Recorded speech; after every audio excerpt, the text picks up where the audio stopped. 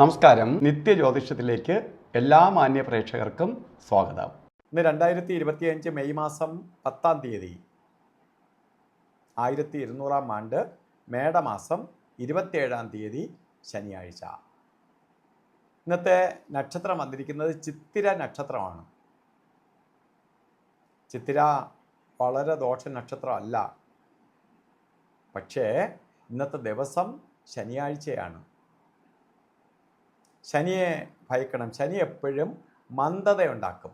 അപ്പോൾ ഓരോ കാര്യത്തിൽ നിന്ന് ഇറങ്ങുന്നവരും വളരെ സൂക്ഷിച്ച് വേണം പോവാൻ. ഒരു കാര്യവും ഈസി ആയിട്ട് നടക്കുമെന്നുള്ള പ്രതീക്ഷയിൽ പോകരുത്. എല്ലാ കാര്യത്തിനും മന്ദീഭാവം ഉണ്ടാവും. അപ്പോൾ മന്ദത വന്നു ചേരും. അലസതയും മന്ദതയും ഉണ്ടാക്കുന്ന സമയമാണ് ഇന്നത്തെ ദിവസം. അതേപോലെ തന്നെ നമ്മൾ വളരെ ശ്രദ്ധിക്കേണ്ടത് മേടമാസത്തിലെ ചിത്തിര നക്ഷത്രം ബർത്ത്ഡേ ആയിട്ട് വന്നിട്ടുള്ളവരുടെ കാര്യമാണ്. ഒരു വർഷത്തെ ഫലത്തെയാണ് നമുക്ക് ചിന്തിക്കേണ്ടത്. വാർഷിക ഫലത്തെ ചിന്തിക്കുമ്പോൾ പലതരത്തിലുള്ള വിഷമാവസ്ഥകൾ ഉണ്ടാകുന്ന ഒരു വർഷക്കാലമാണ്. അപ്പോൾ നമ്മൾ വളരെ സൂക്ഷിക്കണം. ഓരോ കാര്യങ്ങൾക്ക് തടസ്സം ഉണ്ടാവും. കാര്യങ്ങളൊന്നും അത്ര വേഗത്തിൽ നടക്കത്തില്ല. അതുപോലെ ശാരീരിക പ്രശ്നങ്ങളുണ്ടാവും. ശത്രുക്കളുടെ എണ്ണം കൂടും. അപകട സാധ്യതകൾ ഉണ്ടാവാം. രോഗാതി ദുരിതങ്ങൾ വർദ്ധിക്കും. ഇങ്ങനെ പലതരത്തിലുള്ള നെഗറ്റീവ് ഫലങ്ങൾ തരാനിടയുള്ള ഒരു വർഷമാണ് നിങ്ങൾക്കെന്ന് അറിയുക. അതുകൊണ്ട് എന്ത് ചെയ്യണം? നമുക്ക് ഇതിൻ്റെ ദോഷത്തെ കാഠിന്യം കുറച്ച് കൊണ്ടുപോയേ പറ്റുള്ളൂ. കാഠിന്യം കുറയ്ക്കാനായിട്ട് ശനീശ്വരനെ തന്നെ പ്രീതിപ്പെടുത്തണം. ശാസ്താവിന് ശനിയാഴ്ച ദിവസങ്ങളിൽ നീരാഞ്ജനം കത്തിക്കണം.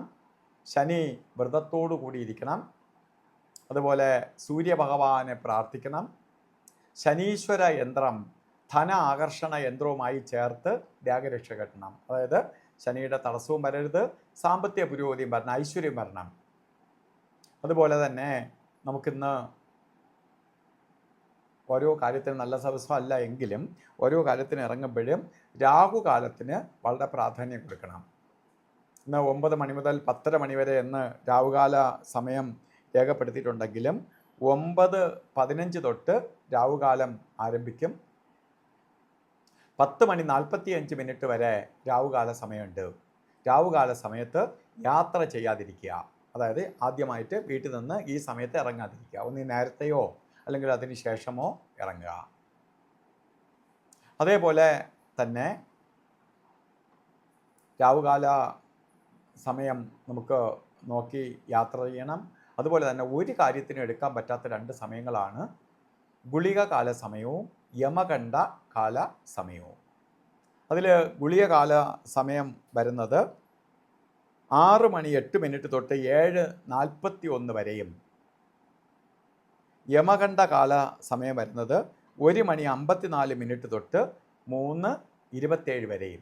ഈ 2 സമയങ്ങളും ഒരു ശുഭകാര്യങ്ങൾക്കും നല്ലതല്ല. ശുഭകാര്യങ്ങൾക്കൊന്നും തന്നെ ഈ സമയം അത്ര ശോഭനമല്ല. അതുപോലെ നമുക്കിന്ന് ചില കാര്യങ്ങൾ ചെയ്തേ തീരുള്ളൂ എന്ന അവസ്ഥ വന്നാൽ അഭിജിത്ത് മുഹൂർത്തം നമുക്ക് തിരഞ്ഞെടുക്കാം. 11:57 തൊട്ട് 12:45 വരെയാണ് അഭിജിത്ത് മുഹൂർത്ത സമയം. ഇതിലൊരു 4 മിനിറ്റ് ഇടയ്ക്ക് പോയി കഴിഞ്ഞാൽ 44 മിനിറ്റും നമുക്ക് ശുഭകാര്യം, ഒരു പോസിറ്റീവ് എനർജി കൂടുതലായി നിൽക്കുന്ന സമയമാണ് ഈ സമയം. അപ്പോൾ ചില കാര്യങ്ങൾ ചെയ്തേ തീരുള്ളെങ്കിൽ ഈ സമയം തിരഞ്ഞെടുക്കുക.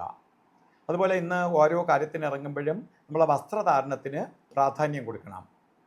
വസ്ത്രധാരണത്തിന് പ്രാധാന്യം കൊടുക്കുക എന്ന് പറയുമ്പോൾ നമ്മൾ കറുത്ത വസ്ത്രമോ നീല വസ്ത്രമോ വസ്ത്രധാരണത്തിൽ ഉൾപ്പെടുത്തുക.